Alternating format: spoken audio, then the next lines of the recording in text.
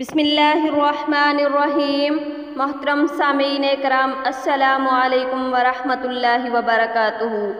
آج کی ویڈیو میں ہم صلاۃ الغوثیہ کے فضائل اور برکت کے بارے میں بات کریں گے کہ اگر آپ کو کسی قسم کا بھی مسئلہ ہے، چاہے وہ رزق کے مسائل ہیں، کسی قسم کی پریشانی ہے، اولاد نافرمان ہے، یا آپ کو جنات اور آصب سے خطرہ ہے، رزق میں برکت نہیں ہے، کاروبار میں بندش ہے، تو آپ صلاۃ الغوثیہ کے وسیلے سے اللہ رب العزت کی بارگاہ میں اپنی دعا کو کیسے قبول کروا سکتے ہیں۔ آج کی ویڈیو میں صلاۃ الغوثیہ کے فضائل اور اس کو پڑھنے کا طریقہ بتایا جائے گا۔ ناظرین گرامی، حضرت شیخ محمد ابوف الفتح ہروی رحمۃ اللہ تعالی علیہ فرماتے ہیں کہ میں کچھ راتیں حضور غوث پاک کی خدمت میں رہا۔ ان راتوں میں نے آپ رحمۃ اللہ علیہ کا یہ معمول دیکھا کہ آپ رحمۃ اللہ علیہ 1/3 رات تک نفل پڑھتے اور پھر ذکر و اذکار میں مصروف ہو جاتے۔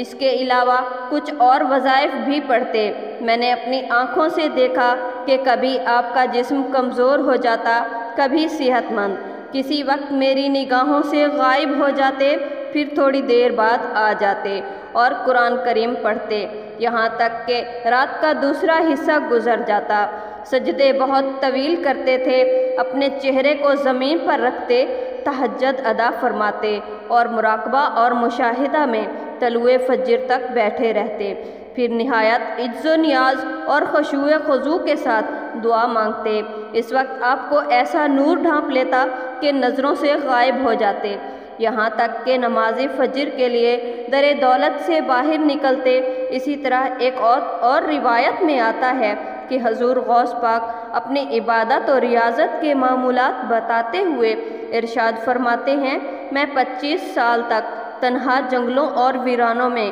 ریاضت کرتا رہا، اور 15 سال تک میں نے عشاء اس طرح ادا کی کہ اس کے بعد ختم قرآن کرتا اور ختم قرآن کے دوران ایک پاؤں پر کھڑا رہتا۔ ایک رات سیڑھی پر چڑھتے ہوئے میرے نفس نے مجھ سے کہا کہ تم ایک گھڑی آرام نہیں کرتے، تو میں نے نفس کی یہ بات اپنے لیے خطرہ سمجھتے ہوئے یہ کیا کہ ایک پاؤں پر کھڑا ہو گیا اور قرآن پاک پڑھنا شروع کر دیا، اور تب تک ایسے کھڑا رہا جب تک قرآن پاک کا ختم نہ ہو گیا۔ اسی لیے کہتے ہیں کہ مرتبہ تیرا خالق نے بڑھایا ہے یا غوث، مرتبہ تیرا خالق نے بڑھایا ہے یا غوث، اولیاء کا تجھے سلطان بنایا ہے یا غوث۔ میں نکما تو کسی کام کے قابل نہ تھا، میں نکما تو کسی کام کے قابل نہ تھا، مجھ سے بیکار کو تم نے ہی نبھایا یا غوث۔ چلتے ہیں صلاۃ الغوثیہ کے فضائل اور برکت کی طرف کہ آپ نے صلاۃ الغوثیہ کو پڑھنا کیسے ہے۔ ناظرین گرامی، آپ نے نیت کرنا ہے کہ میں نیت کرتا ہوں یا کرتی ہوں 2 رکعت نفل نماز صلاۃ الاسرار کے واسطے اللہ تعالیٰ کے منہ میرا کعبۃ اللہ شریف کی جانب، وقت بعد نماز مغرب، اللہ اکبر۔ ناظرین گرامی، اس نفلی نماز کو بے شمار مرتبہ پڑھنے کے بعد میں اس نماز کی تعریف میں اس قدر بھی کہوں تو کافی ہوگا کہ الحمدللہ، اللہ عز و جل، میں نے یہ نماز زندگی میں اگر بالفرض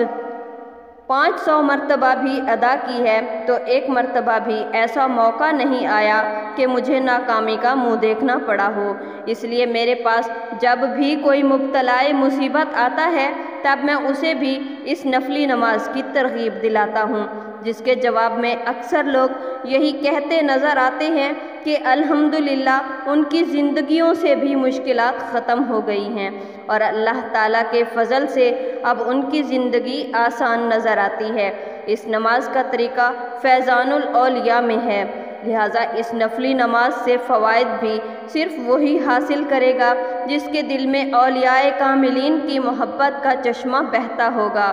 اور میرے آقا امام اہل سنت مجددین و ملت عاشق ماہر رسالت امام احمد رضا رحمۃ اللہ علیہ نے اس نفلی نماز کے لیے اپنے نعتیہ دیوان ہدایت بخشش میں کیا خوب ارشاد فرمایا ہے کہ حسن نیت سے ہو پھر خطا جاتا نہیں، حسن نیت سے ہو پھر خطا جاتا نہیں، ایسا ہے بے مثل و یگانہ دوگانا تیرا، یعنی اس نفلی نماز کا طریقہ ایسا بے مثل و بے نظیر تیر ہے جسے اخلاص نیت کے ساتھ اگر کمان سے چھوڑا جائے تو اس کا نشانہ کبھی نہیں جھکتا، ہمیشہ نشانے پر لگتا ہے اور پڑھنے والا ہمیشہ ہی بامراد ہے۔ سبحان اللہ۔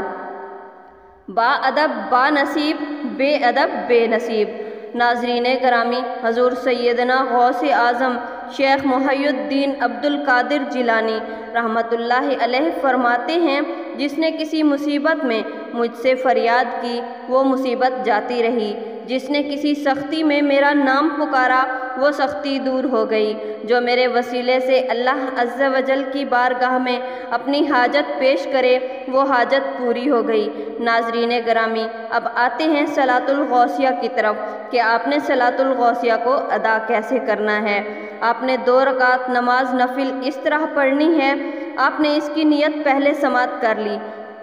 کہ کیسے نیت کرنی ہے۔ اس کے بعد آپ نے جس طرح سے ہم نماز پڑھتے ہیں آپ نے نماز کی نیت کر لی اور آپ نے سب سے پہلے سبحان اللہ پڑھ لیا۔ اس کے بعد آپ نے الحمد شریف سورۃ فاتحہ پڑھ لی۔ اس کے بعد آپ نے کرنا کیا ہے، آپ نے سورۃ اخلاص